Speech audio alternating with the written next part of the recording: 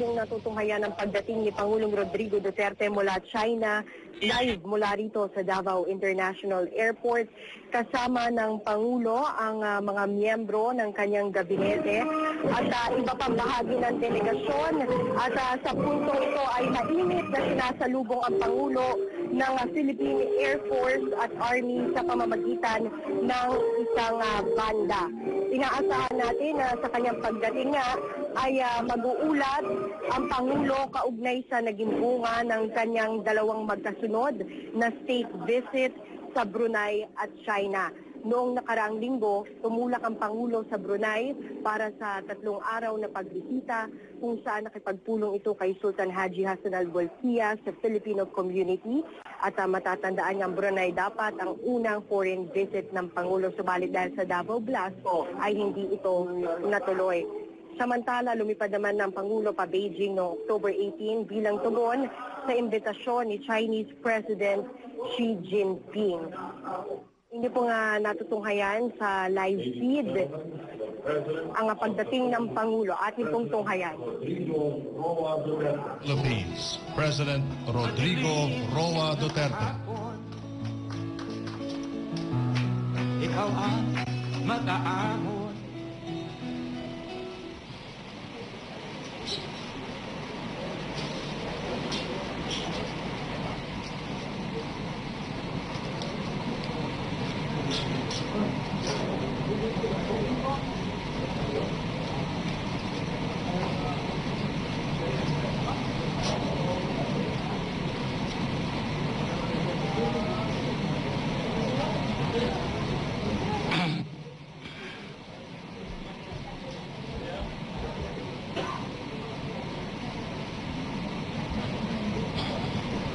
If you don't mind, I'd dispense with the acknowledgements of the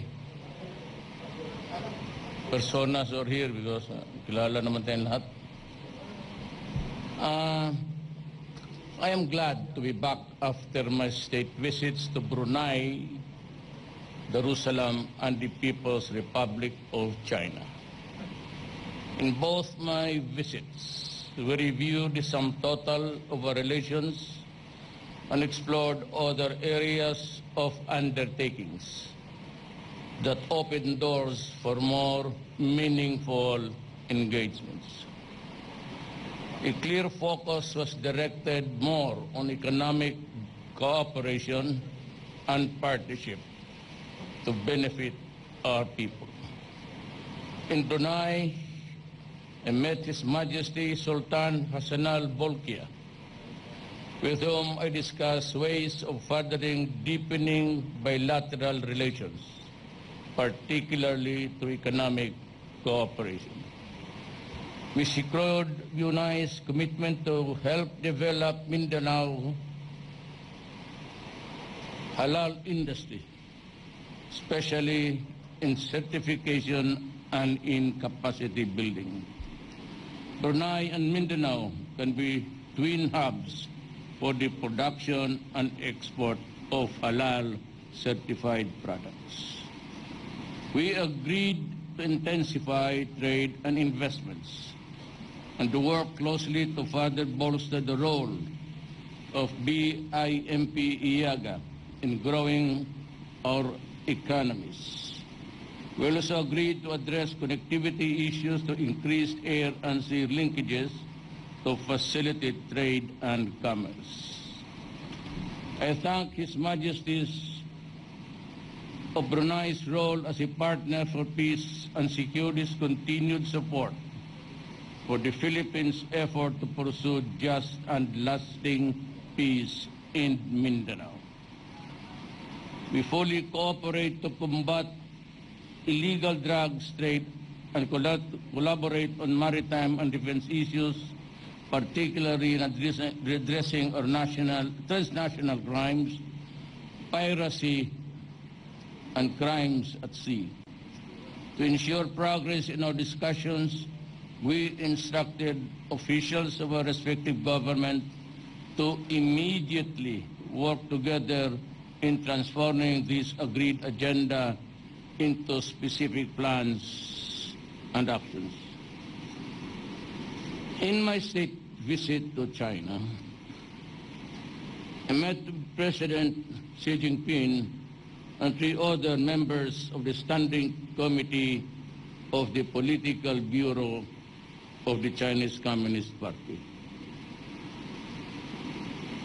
I met Premier He Chang, Chairman of the National People's Congress, and Xiang Lijiang, and Vice Premier Gao Li. In all meetings, we had productive and extensive discussions of the full range of the Chinese-Philippine relations, from trade and investments to infrastructures and tourism, and to science and technology and health.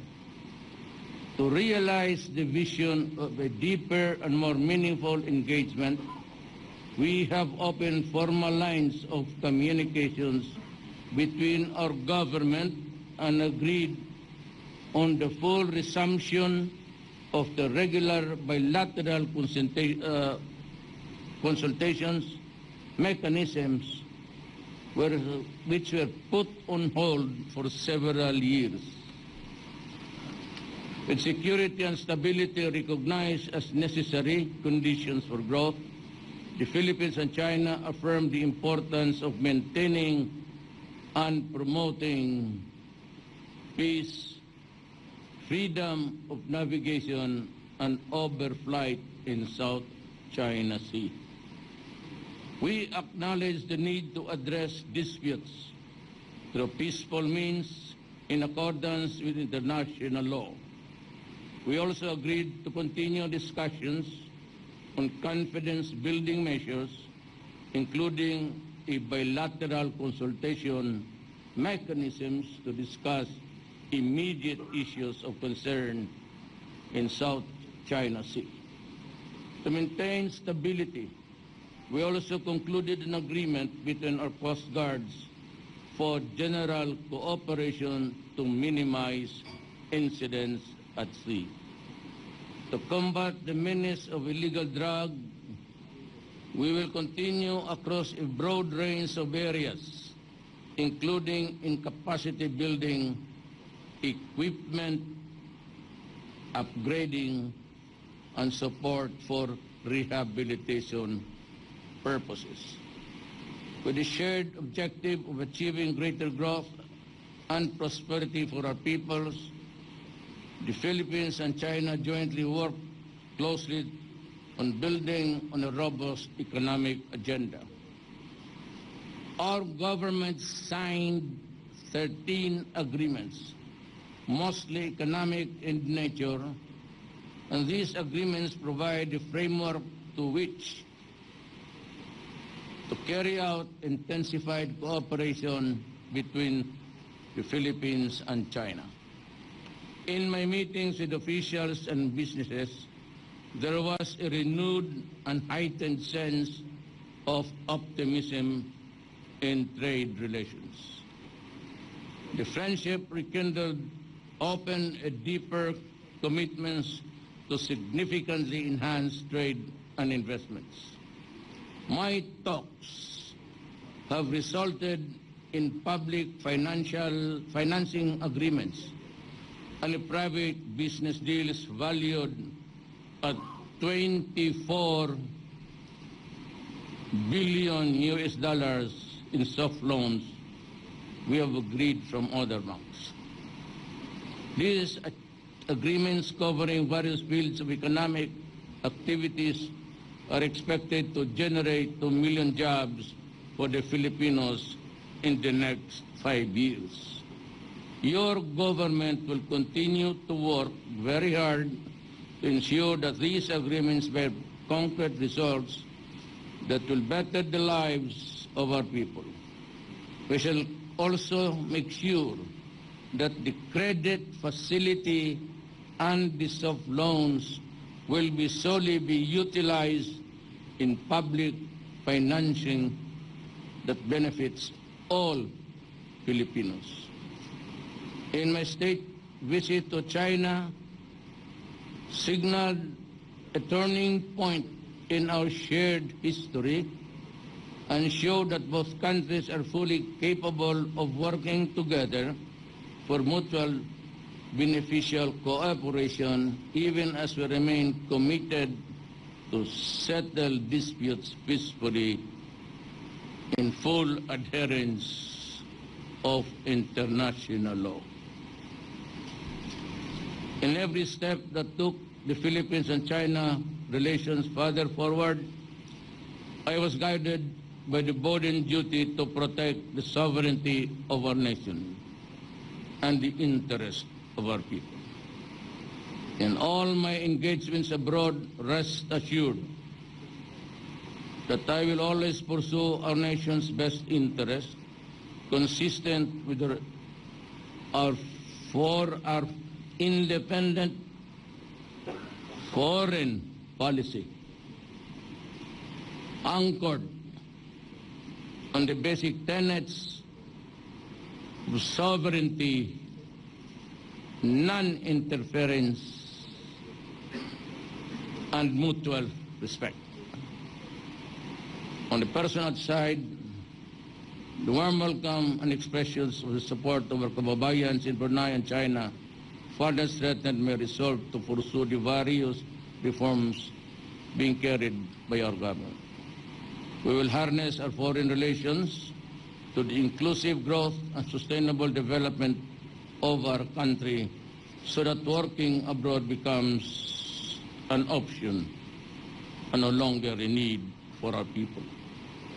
With this, I seek your continued support and cooperation as we strive to introduce fresh initiatives and more endeavors that will create meaningful changes in ourselves, our families, our communities. Salamat.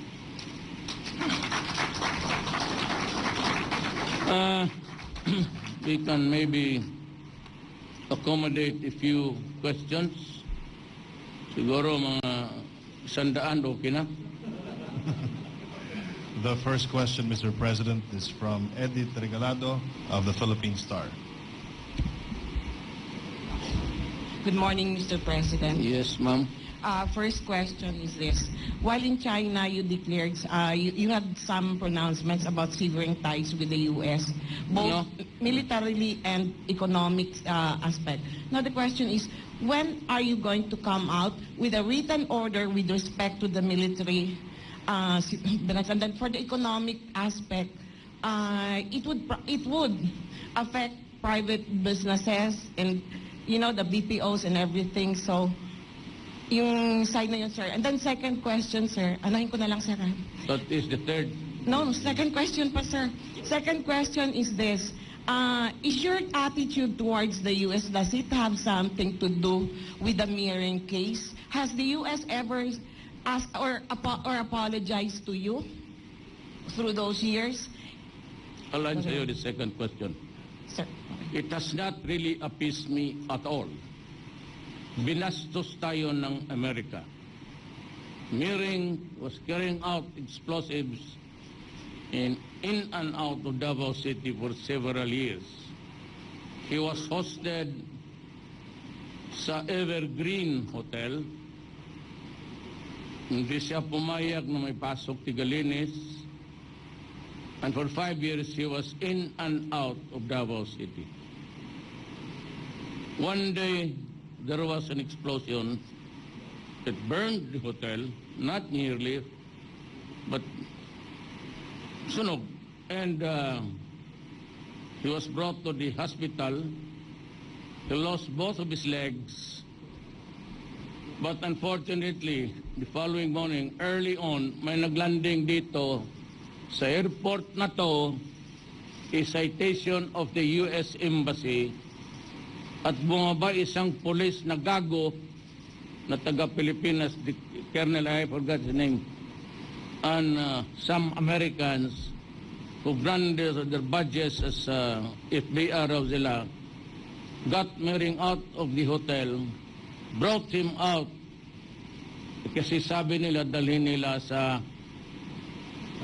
Makati medical center for better medical treatment facilities, whatever. But what they really did was to fly out, marrying Michael to Singapore and Shanghaied him to the United States. To this day, parang Batman and Robin mystery yan. No explanation. That a week after, or 4 or 5 days, Richard Donny, the ambassador at the time of the United States, nagipag-usap sa akin early morning with his aide only, and Mr. Bongo, apat kami nag-usap, and they promised to conduct a full-scale investigation and committed to me that they will serve me a copy. Sa awa ng Diyos, hanggang ngayon, wala pa ako natanggap ni baski note ng mansana. One night, during the campaign, at least that, may card ako sa kanya. I think Bongo was the card. May binigay siya ng card, sabi niya, he was from the CIA. And sabi ko, may I help you? And we talked about the Mering case and said that he would see me maybe the day after. And we did meet almost 4 o'clock in the morning. I was very tired from a campaign sortie that night. At ang sinabi lang niya, and these were his exact words, Mayor, pwede ba natin kalimutan na lang to? Can we let this pass, this thing pass? Can we forget it? Sabi ko, wala naman rin akong magawa. I've been waiting for that report, but until now, I haven't. So I really do not know what was the mystery about. So,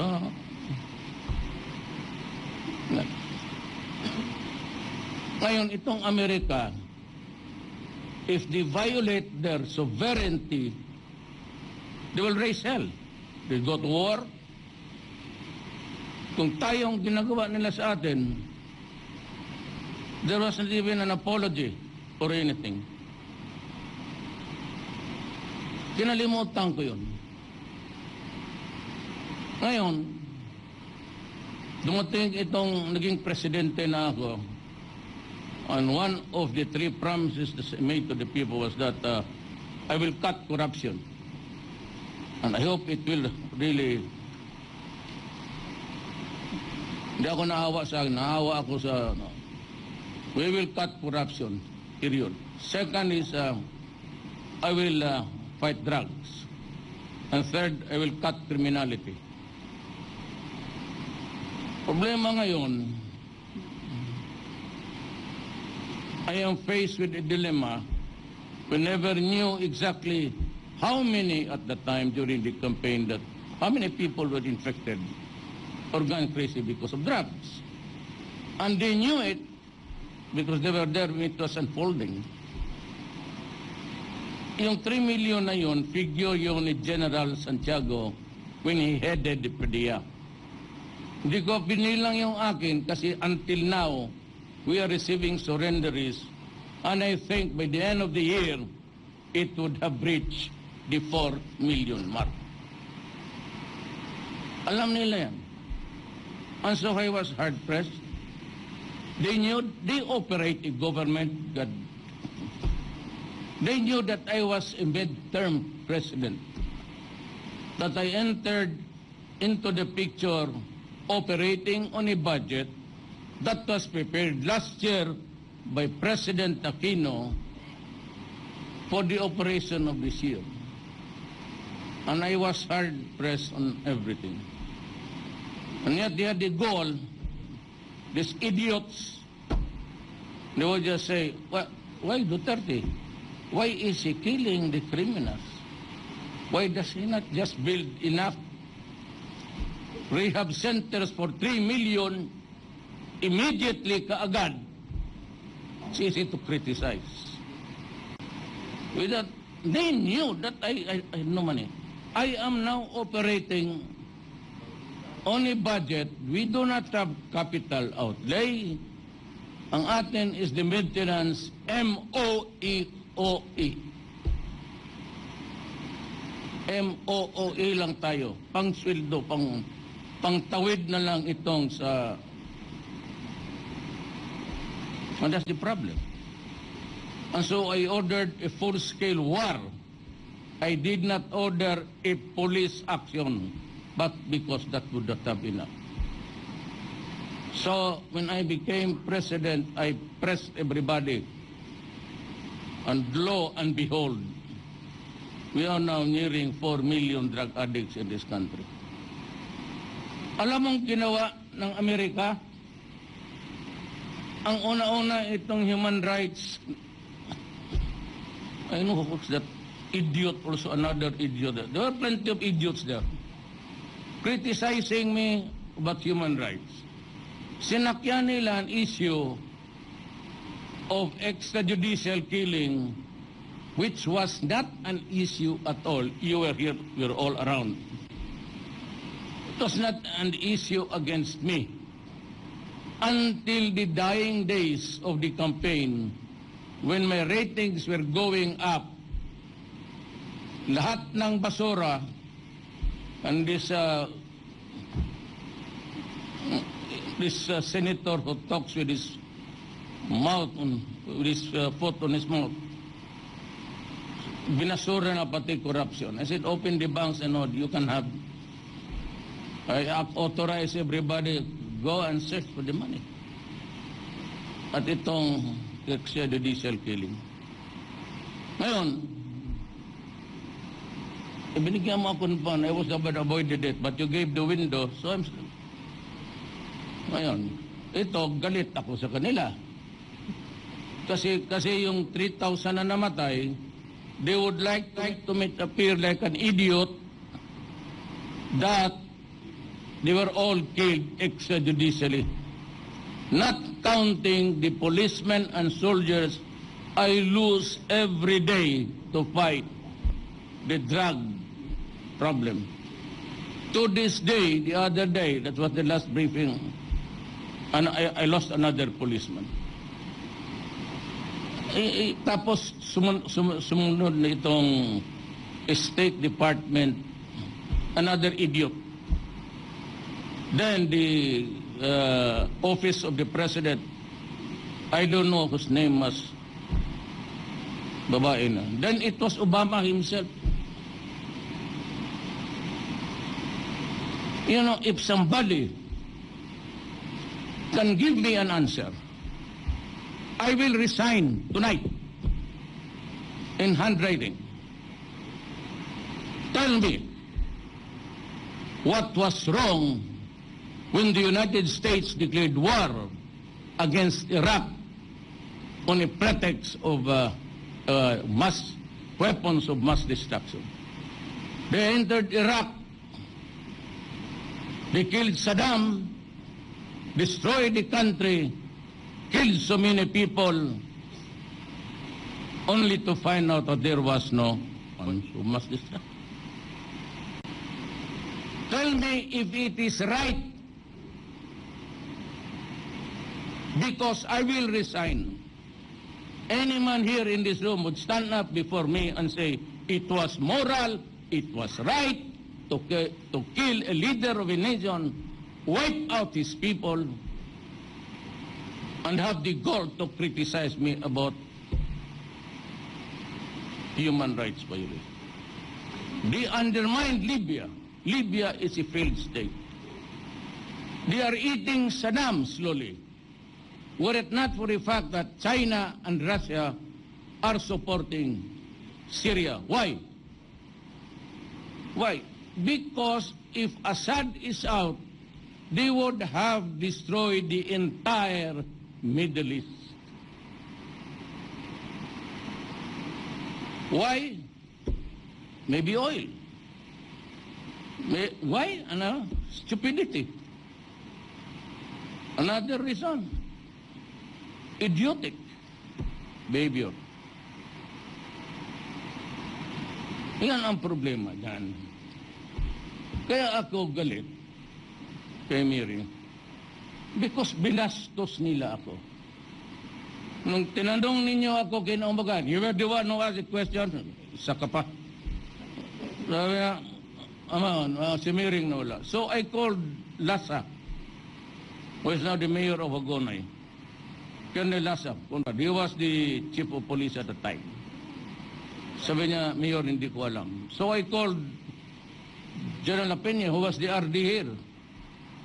Sabi ko, ano nangyari? Sabi niya, Mayor, hindi ko talaga alam. So, what do you call that? Is that respect? Mutual respect and papahigil mo muna ako, minute na inom na ako ng tubig. Ikaw kasi marunong ka talaga mapainit. Hindi na makatulog ngayong gabi.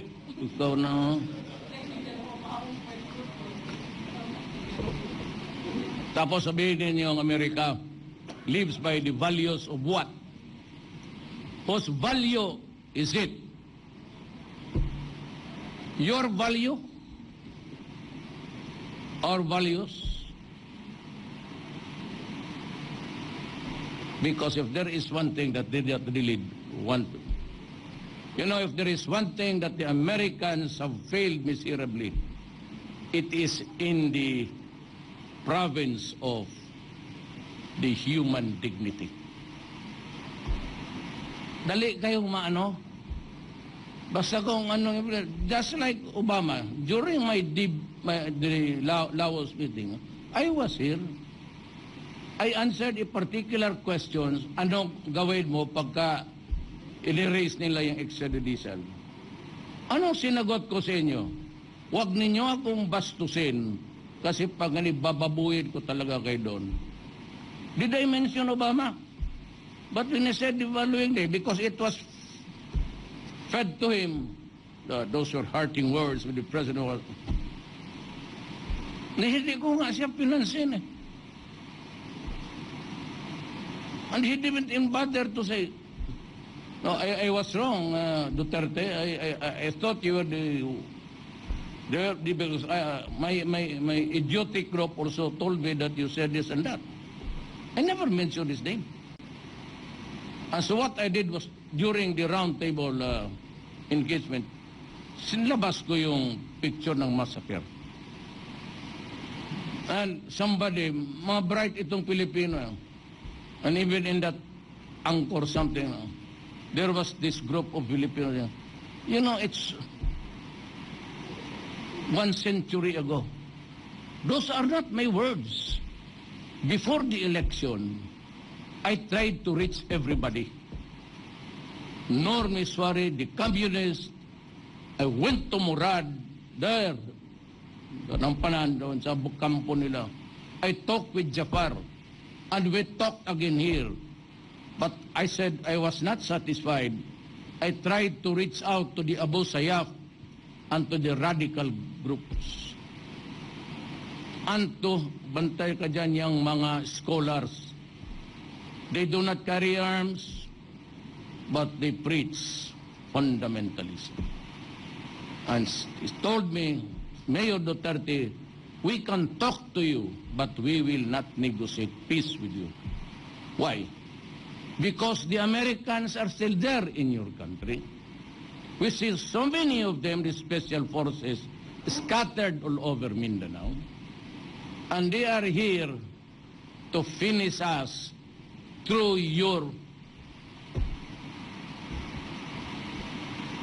They are there to advise your troops how to wipe us out in the face of the earth. Kaya sabi ko, I cannot even talk this. This particular massacre did not happen yesterday. Sabi lang nila, hindi akin yun. Sa mga scholars. We cannot forget it because so many, sila ang dapat sisihin. The Filipinos at that time, mahirap lang, pobre. We didn't have that camera. They all got those pictures of killings, massacre, piled bodies, with a soldier putting his foot on the breast of a woman.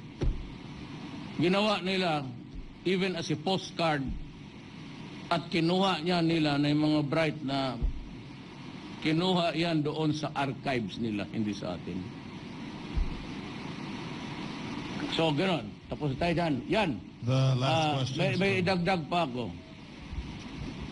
Kaya ako, pati pa itong EU Diputa, isa ring ugok, some lawyers of EU, hinulat-tulatan ako that I could be, ang masakit dyan, ganito, putang ina nila. When they criticize me, and all of those guys who appeared before the international networks, they would say this: Mayor Duterte, you must account for those who were killed, blah, blah, blah, blah, blah. Remember that if you do that, we will cut the assistance and the aid money. Putang ina kayo. Ganon kaliit ang tingin ninyo sa amin. Pumunta ka dito, ipakain ko yung dollar mo. Sila, bastos yun eh. Kaya if I react in the manner of a Filipino na galit sa kanila. Kaya ako nag-iinsulto ng tao. What is there to defend my integrity and the integrity of the people of the Philippines? Ganon ninyo, paano ang mga Pilipino sa labas? Nandiyan na nga, nagpakahirap na, tapos that we will cut the assistance. Putang ina, iilo ninyo yung pera ninyo. You know what is an ilo? That's a piece of paper. When you run out of toilet paper, you wipe out your ass. God damn it. Bullshit kayo. Why am I saying this? It sounds the height of vulgarity. You started it. You give me 10, I'll give you 20. Bakit ninyo sabihin na we will not give the aid unless you... Who are you to say that to me? Bastos ka ba? Sabi ko sa inyo eh. Do that kasi bababuhin ko kayo. So now, the doors are open again. There's a window open. Talagang bababuhin ko kayo. Unstatesmanship. I am not running for any statesman. There's no position in this planet statesmanship. You can eat it all. But I have a country to protect and the dignity of the people. That's why I give back to you full length of what you want to say about me. So let us place ourselves in the proper perspective. Assistance, USAID, you can go to hell. EU, no wonder you are in shambles now. You cannot even agree to be together or not. Whether to form still a European community or disintegrate. Why? Because your lawyers who plan it are all stupid and idiots. I'm ready for the next question. Next question is from Ina Andalong, CNN Philippines. Good evening, sir, and welcome back. In China, you announced a separation with the United States. What exactly, sir, do you mean by separation? And what actions, if any, will you take to formalize this pronouncement, specifically... You know, you have to take my words in the context of what I've been saying all along. It's not severance of ties. When you say severance of ties, you cut the diplomatic relations. I cannot do that. Why? It's to the best interest of my country that we maintain that relationship. Why? Because there are many Filipinos in the United States. Americans of Filipino ancestry. Why? because the people of my country is not ready to accept. I said separation. What I was really saying was separation of a foreign policy. In the past, and until I became president, we always follow what the United States would give the cue. What he would give the cue that we are there, we follow, pasunod-sunod tayo. Hindi ako magsunod. Now, for example, Russia came out with a statement that this mentioned that I had a talk with Medvedev, and they are ready to extend any and all assistance. So that if I would like to have an atomic bomb, and if it is given to us, I'll bring it here. That is what it means. But I would like to thank Russia for understanding us. My problem, and they know also that how hard I am in dealing with the economic stress of my country. And for them, it was a very nice human gesture to the Russian Republic. Salamat po. Last from me, sir.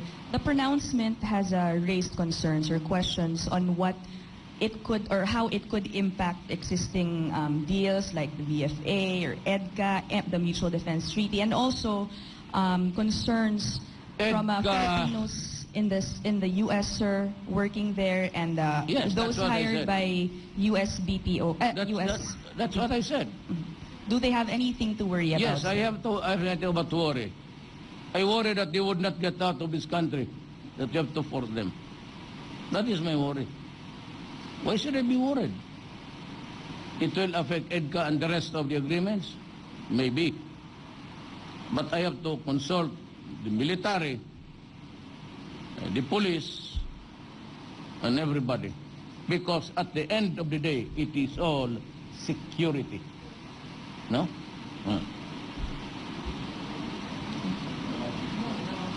Sir, yung sa Filipino workers hired here, they're here working for American BPOs. Do they have something to worry about? Well, how about the Americans working for here also in the Philippines? If I should worry about the Filipinos, this is also about the Americans here. And their investments and all. That's why better be careful with the word. We separate our civil or diplomatic relation. The second one is not feasible. Why? The Filipinos in the United States will kill me.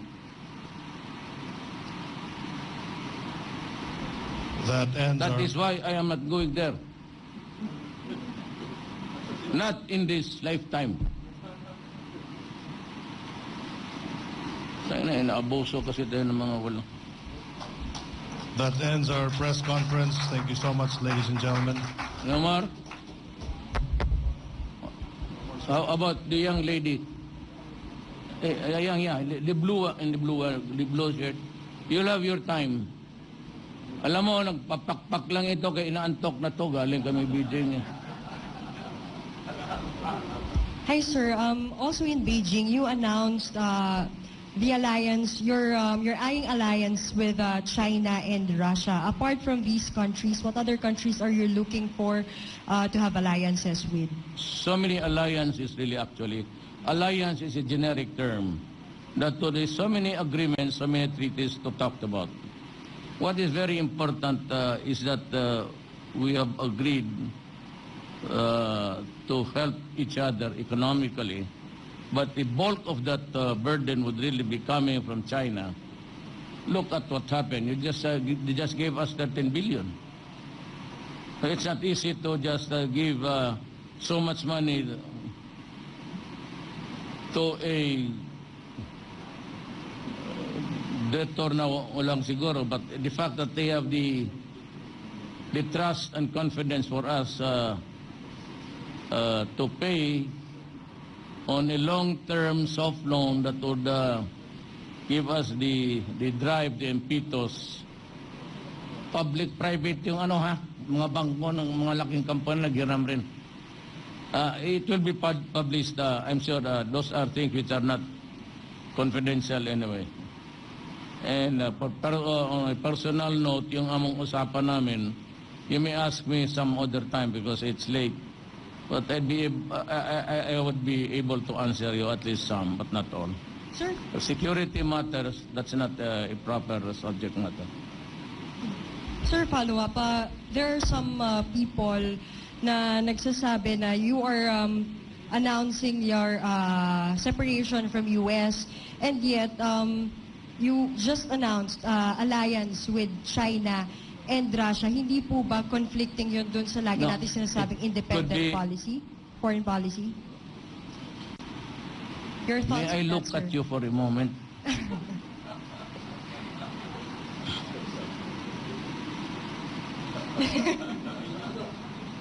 It could be, ma'am, a military alliance. It could be an economic alliance. It could be an economic bloc. Separation of my foreign policy. That it need not dovetail the foreign policy of America. That's what I meant actually. Even severe is to cut.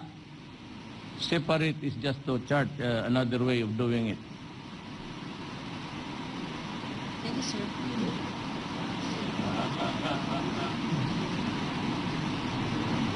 Forgot to announce your name. Kasi, yes. Para walang magsama ng loob. Then, Jamie ang sunod. Siguro, we can maybe last 2 questions or 3. Maybe 3 questions. Mr. Masahi Yamaguchi of NHK Japan. So welcome back. I am a reporter of Japanese Public Broadcasting Corporation, NHK, and next week President will go to Japan and meet Prime Minister Abe. What are you looking forward to meet him, and what are you looking forward to talk about? Well, last week, Japan donate Coast Guard ship. Like this, Japan government has a concern about dispute about South China Sea, and next week, do you plan to talk about the dispute about the South China Sea? well, I didn't get your questions in totality, but I'll just answer you.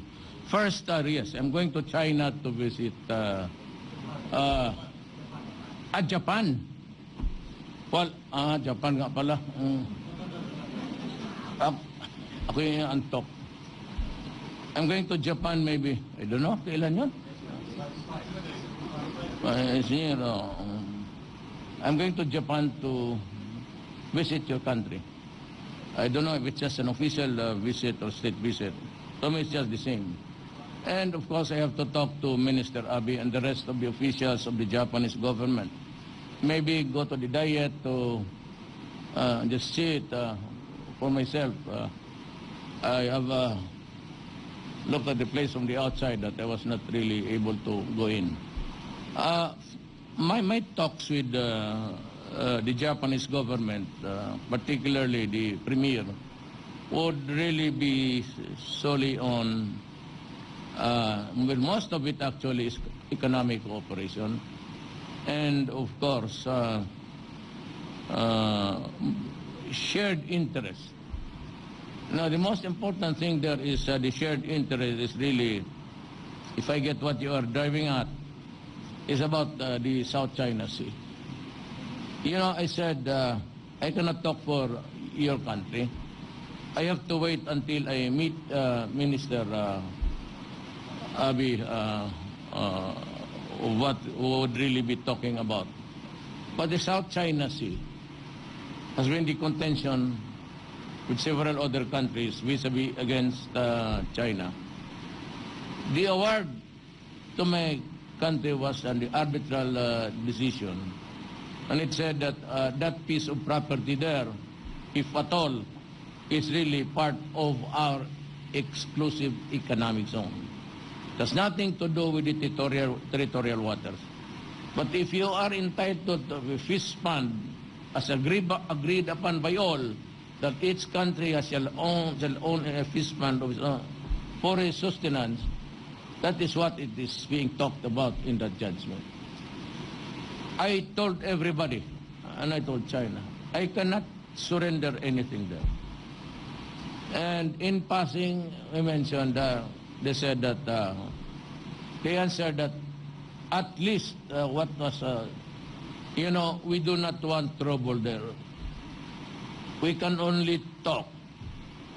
And we hope that your country will not, do something foolish to start a violent war or incident. And I said no. And we cannot talk about it because I cannot give or promise anything which I cannot do under the laws of my land, particularly the Constitution. And that would be maybe also the meat of what I would tell your minister, that we can only agree to talk peacefully, resolve the dispute, and maybe come up with something that is good for everybody. Just maybe. In other words, if you're asking me now, since I have to talk to Minister Abe, I cannot make any projections of what will happen. But to the Chinese government, I said, well, if that is the thing, that is what is in your mind, because that is also my stand, we will find a day to talk about it only on the issue of the South China Sea and no topic at all. It could be bilateral, depends on the development. It could be multilateral, and that would include Japan. Those are what I suggested in the future. The last question is from Jem Avancenia of TV5. Sir, may gabi. Sir, comment niyo po dun sa nangyaring dispersal sa harap ng US Embassy noong Wednesday po. The police said that natakot kasi na-corner sila. There were just two of them, I think, in the crowd. They were surrounded by the group of militants. Alam mo yan ang sinasabi ko. Even in war, even in everything, it's miscalculation. Well, I think that the police there was, nobody would ever do that in the midst of a troubled, I'm not justifying it. Just say maybe, baka he was under stress. He might be they might gang up on him, hurt him. And so he acted on by instinct, self-preservation. Saka yung namang hindi naman talagang may gusto siyang patayin. Padiretso-diretso lang eh. Hindi naman talaga yung pinipili niya kung saan yung mga tao. But I said, I am not, this is not a brief for the police. I might say that. Pero I intend to look at it. I will try to talk to the police, invite him for coffee, and I will talk to the activists. Para naman hindi sila, I would like to know what really happened. The dimension can be had if I would do the questioning myself. I do not want a quarrel between there's no more left here. I do not want to hear it. From our side, Governor, right, or from the left. We should stop it because we are talking. And we are all Filipinos. I do not want anybody hurt there. Not the police, not the young militants. It's about time that we should really treat this as a matter with civility. Hindi na yung ano na lang dyan kasi batuhin mo yung mga police. Police naman come in swaggering and beating people. That I would not like that in these things happening in my administration. I'm praying to God that we will succeed in the talks and baka sakali makatsamba tayo. So with our Moro brothers, baka one for reason or another, it might dawn upon everybody that we should be just talking. Everybody is progressing, whether it's in China, Japan. Why are we still trying to fight that? Para tayo nag-rumble dito ng bata eh. Look at those young people that are fighting street fights every night. Stop it. Kukurnihan na ako. But this is one thing I'd like to suggest. I do not want any firearms during demonstrations. Maybe, but no M16s there. Well, this should be stationed far away. The worst that they can do, or maybe the demonstration is cause damage. I do not want to see M16s. There's no fighting there that will ever happen. I mean, those are anathema in the modern sense of the word demonstrations. They're everywhere. In every country, there are always demonstrations. And the government, police and military should expect that when there is almost a disagreement in dissent, everybody in any country, it could be Turkey, it could be anywhere. It's always France. Nandiyan talaga yung demonstrations. It is part of the territory of democracy.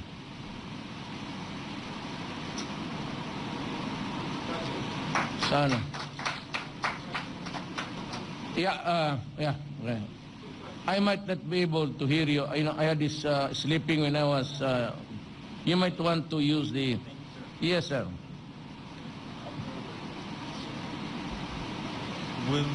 Will Ripley of CNN Tokyo. Thank you very much, Mr. President, for taking my question. Just wondering, who would you get along with the best in the White House, Hillary Clinton or Donald Trump? You know, my friend, I would like to answer your question candidly, honestly, and truthfully. Problem is, of course, personally, it will not really matter much. But I am a president of a country, and we have these splendid relations with America. And the fact that there are already millions of Filipinos, maybe in your country. Are you an American? Okay. I cannot gamble an answer. Because either way it would affect, they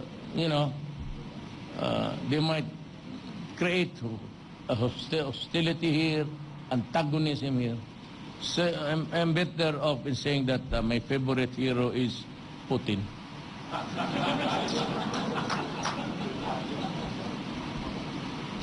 Some in the United States and elsewhere have compared you, the reason why I ask, have compared you to Donald Trump, the Republican candidate.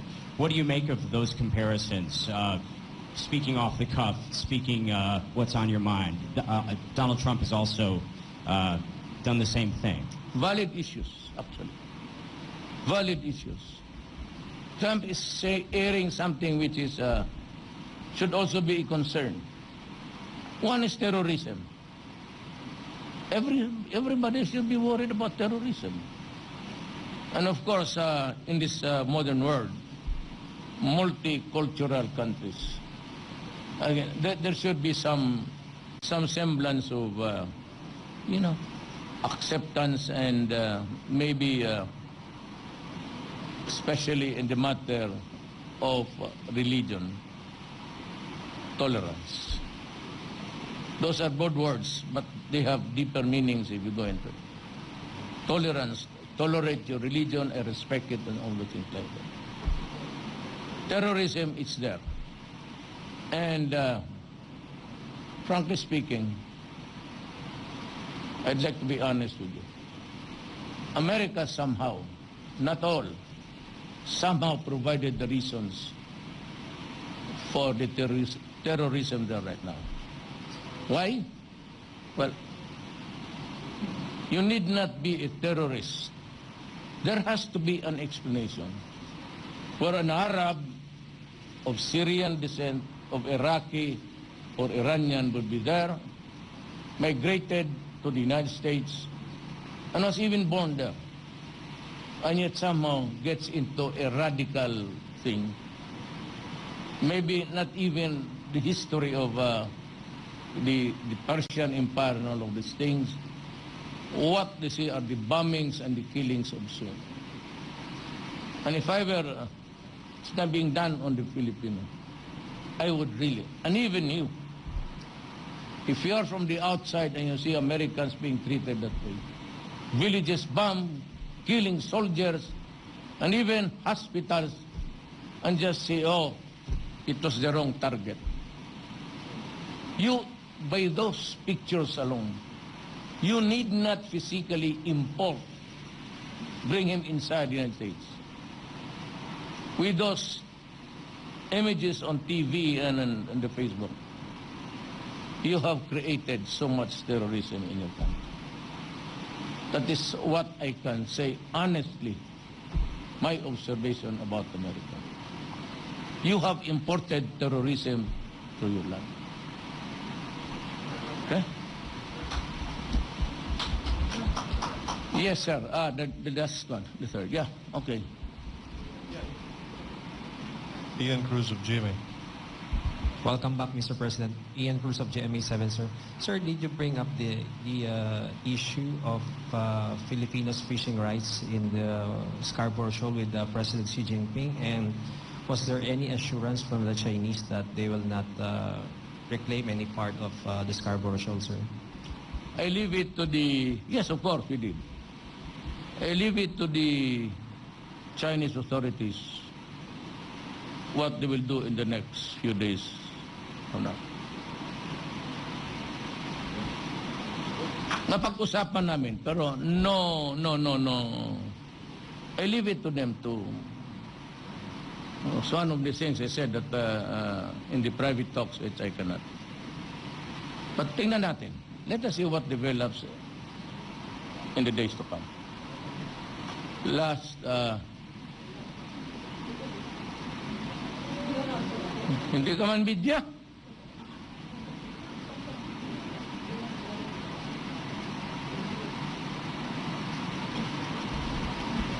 Hello, sir. I just want to know, because the U.S. Assistant Secretary of State is coming to the Philippines, what issues are you going to take up with him? Again. The U.S. Secretary of State, Daniel Russell, is coming to the Philippines.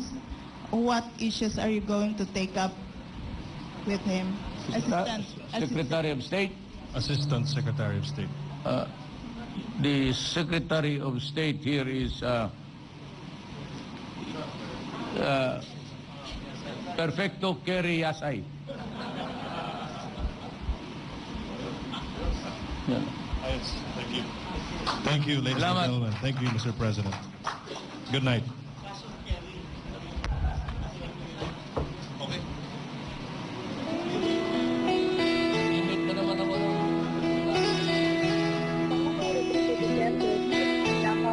International Airport makaraang dumating mula sa kanyang state visit sa China at Brunei. Iniulat ng Pangulo ang bilyong pisong halaga ng investment pledges mula sa China at Brunei na magbibigay trabaho sa atin sa loob daw ng 5 taon. Sinabi rin ng Pangulo na pinaigting din ang kooperasyon sa peace and order, maritime security at war on drugs. Samantala, nilinaw ng Pangulo ang napabalitang anunsyo niya sa Beijing sa pagtalas sa US sa aspekto ng militar at ekonomiko. Anya, hindi ito pagtalas sa diplomatic relations ng dalawang dalawang bansa, iginigit lang ng Pangulo ang pagkakaroon natin ng hiwalay na foreign policy. Sa mga nangangamba namang Pinoy na nagtatrabaho sa isang US company, sinabi ng Pangulo na kung mangangamba tayo ay dapat ding mangamba ang Estados Unidos dahil may mga kababayan sila nagtatrabaho rin sa ating bansa. Muli namang kinwestiyon ng Pangulo ang pag-ungkat ng US sa extrajudicial killing at sinabing handa siyang magbitiw sa pwesto kung may magsasabing tama ang ginawang pagpasok sa gera ng US sa Iraq kung saan maraming tao ang namatay. Dagdag naman ng Pangulo ay binuksan din daw niya ang usapin sa teritoryo sa West Philippine Sea o agawan sa teritoryo sa West Philippine Sea, partikular ang kondisyon ng ating mga mangingisda at sinabi niya na tinalakay nila ito ni Chinese President Xi Jinping.